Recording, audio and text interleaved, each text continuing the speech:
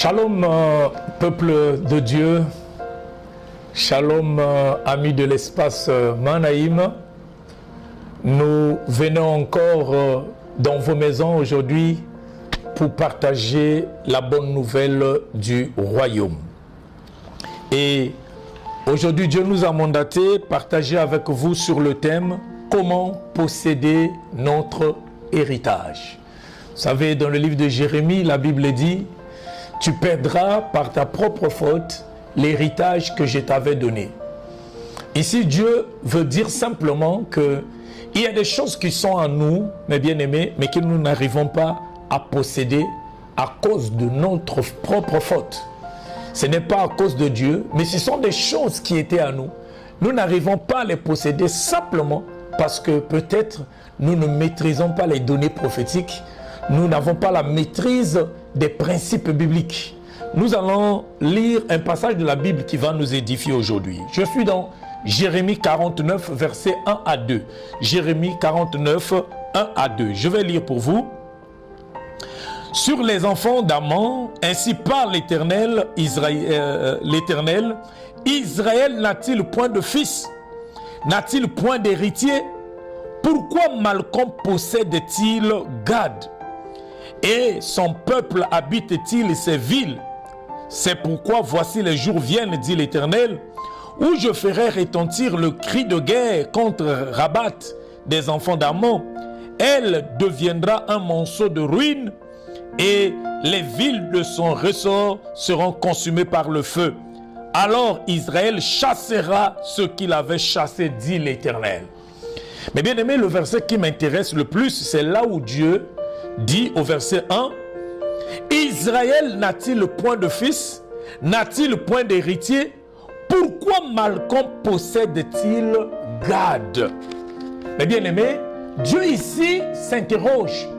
Il dit, mais comment? Dieu ne comprend pas. Ici, Malcolm s'est imposé. Malcolm, c'est un dieu, mes bien-aimés, des Ammonites, un dieu païen, qui est venu dans le territoire des enfants d'Israël et il s'est imposé dans ce territoire.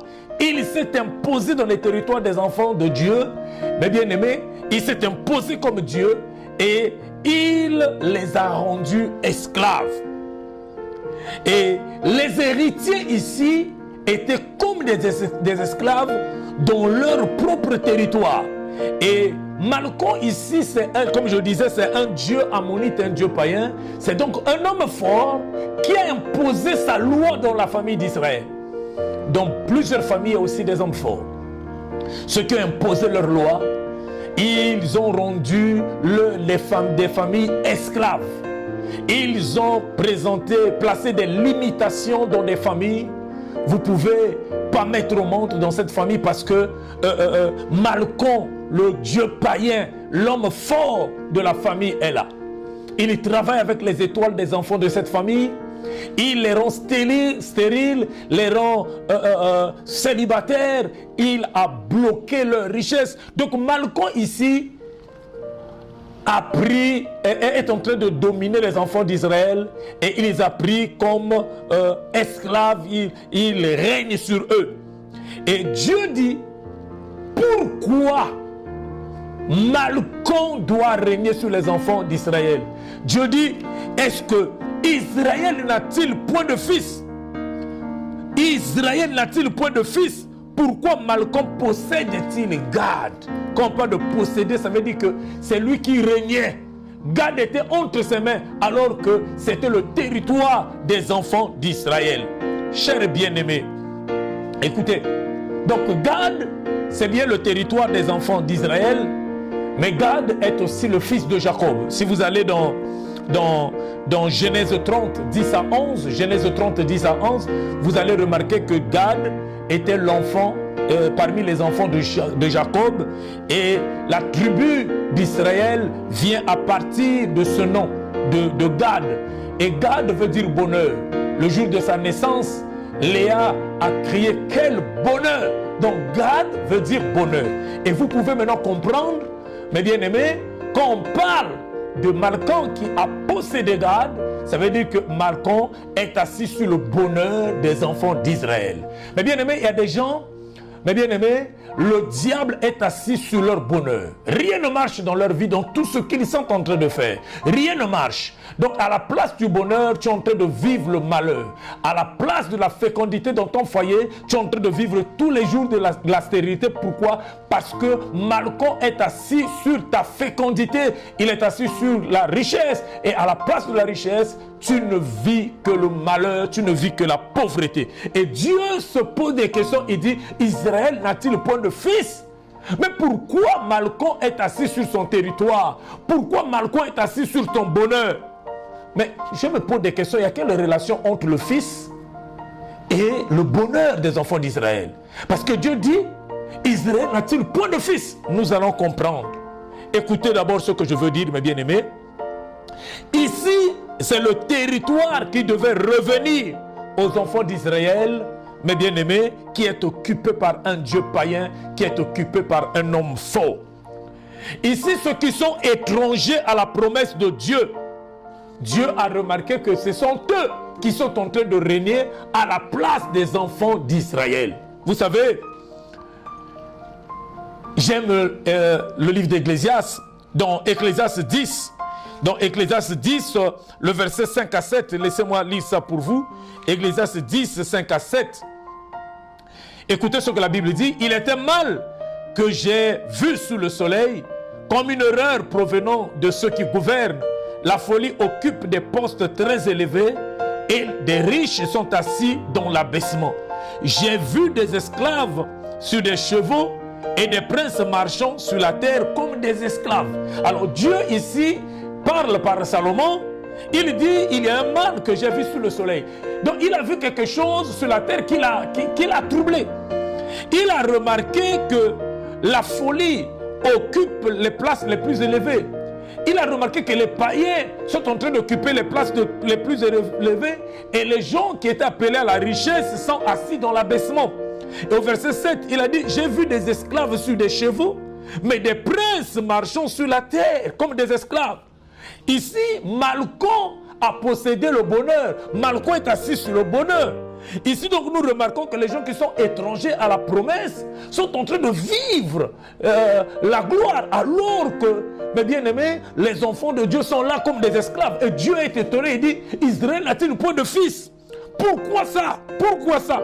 Vous savez, il y a des choses qui sont réservées aux enfants de Dieu. Voilà pourquoi Dieu s'étend.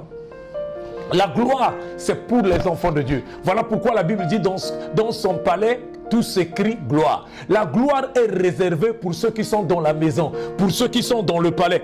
Mais bien aimé, voilà pourquoi à la femme cananéenne, un jour, Jésus a dit, on ne donne pas la nourriture des enfants aux chiens. Parce que le chien, c'est qui? Le chien, c'est un païen. C'est quelqu'un qui a mangé la nourriture, il vient vers la poubelle parce qu'il a faim.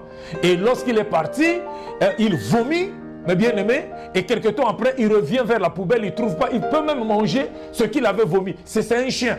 Donc un païen, il peut aujourd'hui rentrer dans le désordre, faire tout ce qu'il veut, et après dire, ah je regrette, mais le lendemain il continue.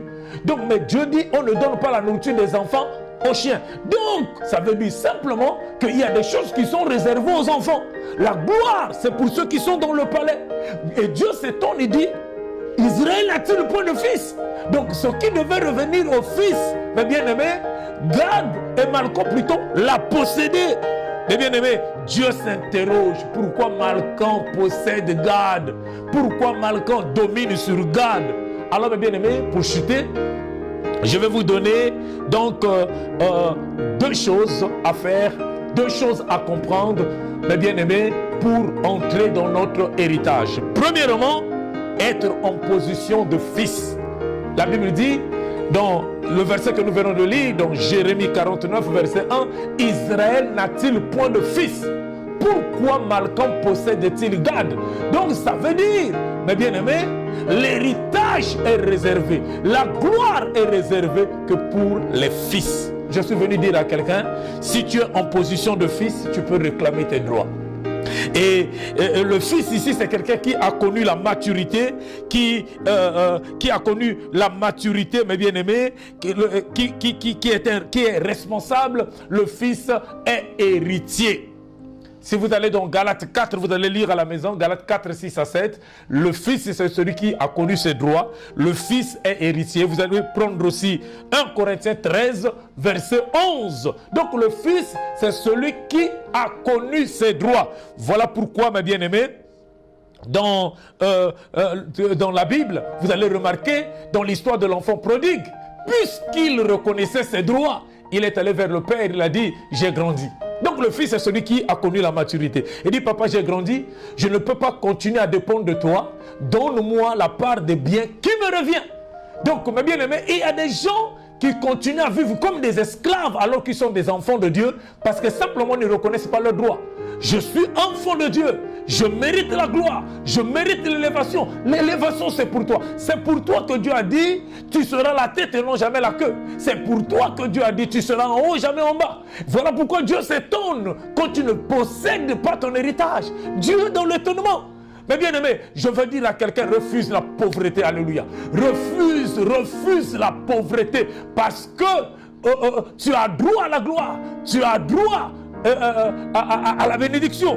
Donc, mes bien-aimés, la gloire est réservée uniquement au Fils.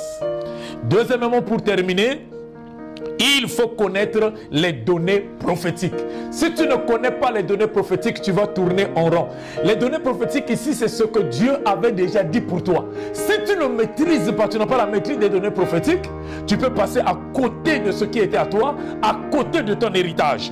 Donc Genèse 49, verset 19. Genèse 49, verset 19. Je vais lire pour vous. Genèse 49, verset 19. Suivez. Genèse 49, verset 19, je lis. Gad sera assailli par de bondes armées. Nous pouvons dire, Gad sera assailli, assiégé par Malchon. Et la Bible ajoute, mais il les assaillira et les poursuivra. Mes bien-aimés, un homme qui a la connaissance des données prophétiques peut rentrer, peut se lever et revendiquer par le combat spirituel ce qui était à lui. Je dis à quelqu'un, tu peux revendiquer ce qui était à toi si seulement tu as la connaissance des données prophétiques sur ta vie. Et mes bien-aimés, si tu veux toucher Dieu, même en priant, tu peux toucher Dieu, il faut s'appuyer sur les données prophétiques. Voilà pourquoi Pierre a dit un jour, sur ta parole, je jetterai le filet. Mes bien-aimés, tu ne peux pas changer ton attitude. Tu ne pourras jamais changer ton attitude si tu n'as pas la connaissance des données prophétiques. Donc, je suis venu dire à quelqu'un, pas question de souffrir, pas question de rêver. Tu as droit à l'héritage en tant que fils. Parce qu'il y a des choses qui sont réservées qu'aux gens qui sont dans la maison. Tu as droit, mes bien-aimés, à l'élévation. Tu as droit à la gloire. Si tu réalises que tu es fils, rentre en possession de ton héritage. Et deuxièmement, connais les données prophétiques, ce que Dieu a déjà dit pour toi. Et revendique ce qui est à toi. Tu ne réussiras jamais, tu ne gagneras jamais dans le combat si tu n'as pas la connaissance des données prophétiques. Je suis à la fin. Que Dieu vous bénisse. Je veux prier pour toi. Seigneur, ta main sur ton fils. Ta main, Père éternel, sur cette famille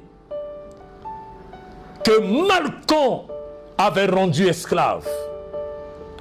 Ta main sur ton fils qui se posait des questions. Pourquoi toujours la souffrance dans ma vie? Merci, Père éternel, de révéler ta parole à ton fils.